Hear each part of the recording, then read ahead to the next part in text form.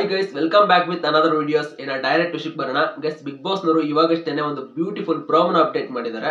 So ಆ ಪ್ರೋಮೋನ ನೀವು ನೋಡ್ಕೊಂಡ್ ಬನ್ನಿ, ಆಮೇಲೆ ಅದ್ರ ಬಗ್ಗೆ ಮಾತಾಡೋಣ. ಬಿಗ್ ಬಾಸ್ ಇದೊಂದು ಶೋ ಮಾತ್ರ ಅಲ್ಲ, ಇದು ಕನ್ನಡಿಗರ ಹೆಮ್ಮೆ.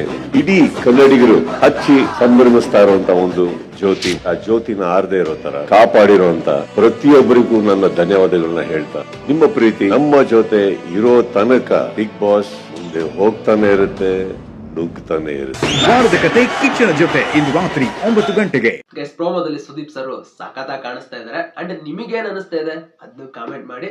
ಜೊತೆಗೆ ನನ್ಗೆ ಪರ್ಸನಲಿ ಅನಿಸ್ತಾ ಇರೋದು, ಆ ಬಿಗ್ ಬಾಸ್ ನ ಒಂದು ಮೇನ್ ಪಿಲ್ಲರ್ ಆಗಿ ಸುದೀಪ್ ಸರ್ ನಿಂತಿದ್ದಾರೆ ಅಂತ ಹೇಳಿದ್ರು ತಪ್ಪಾಗೋದಿಲ್ಲ. ಯಾಕಪ್ಪ ಅಂದ್ರೆ ಮೊನ್ನೆ ನಡೆದಂತ ಇನ್ಸಿಡೆಂಟ್ ನಿಮ್ಮೆಲ್ರಿಗೂ ಗೊತ್ತೇ ಇದೆ.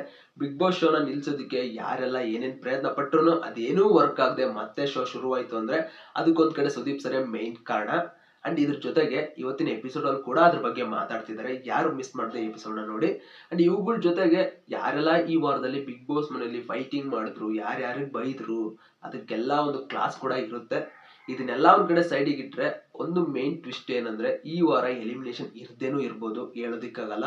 ಯಾಕಂದ್ರೆ ಅಲ್ಲಿ ಮನೆ ಒಳಗಡೆ ನೀವು ಅಬ್ಸರ್ವ್ ಮಾಡಿರೋ ಪ್ರಕಾರ ಒಂದು ಬಾಕ್ಸ್ ನ ಇಟ್ಟು ಅನ್ಎಕ್ಸ್ಪೆಕ್ಟೆಡ್ ಅಂತ ಹಾಕಿದ್ದಾರೆ. ಅದ್ರ ಒಳಗಡೆ ಏನಾದ್ರು ಎಲಿಮಿನೇಷನ್ ಇರಲ್ಲ ಅನ್ನೋ ಒಂದು ಕಾರಣ ತಗೊಂಡ್ರೆ ಏನ್ ಮಾಡ್ತೀರಾ? ಸೊ ಅದಕ್ಕೋಸ್ಕರ ಯಾರು ಎಪಿಸೋಡ್ ನ ಮಿಸ್ ಮಾಡ್ದೆ ನೋಡಿ, ನಿಮ್ಗೆ ಗೊತ್ತಾಗುತ್ತೆ.